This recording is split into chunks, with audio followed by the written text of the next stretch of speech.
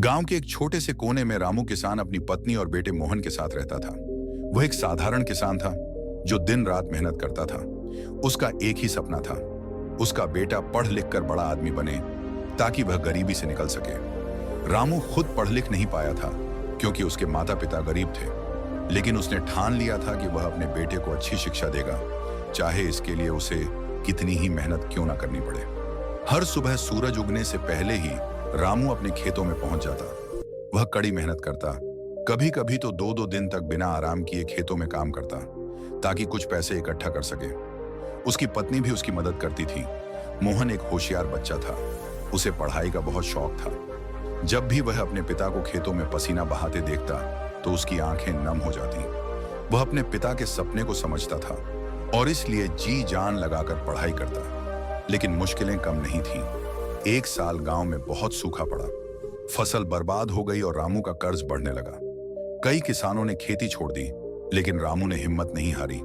उसने दूसरे गांव में मजदूरी करने का फैसला किया। वह दिन में खेतों में काम करता और रात में किसी दुकान पर सामान उठाने का काम करता। उसकी मेहनत रंग लाने लगी और धीरे धीरे उसने मोहन की पढ़ाई के लिए पैसे जुटा लिए। मोहन ने अपनी पढ़ाई पूरी की और शहर जाकर मेडिकल कॉलेज में दाखिला लिया।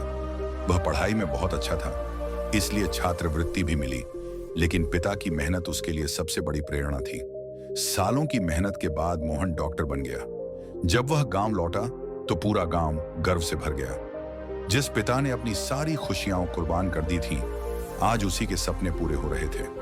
मोहन ने अपने पिता को बड़े आदर के साथ शहर बुलाया और कहा, पिताजी, आपने जो संघर्ष किया उसी की वजह से मैं आज इस मुकाम पर हूं। अब आपकी मेहनत को मैं व्यर्थ नहीं जाने दूंगा। मैं गांव में एक अस्पताल बनाऊंगा ताकि कोई और गरीब इलाज के बिना ना रहे।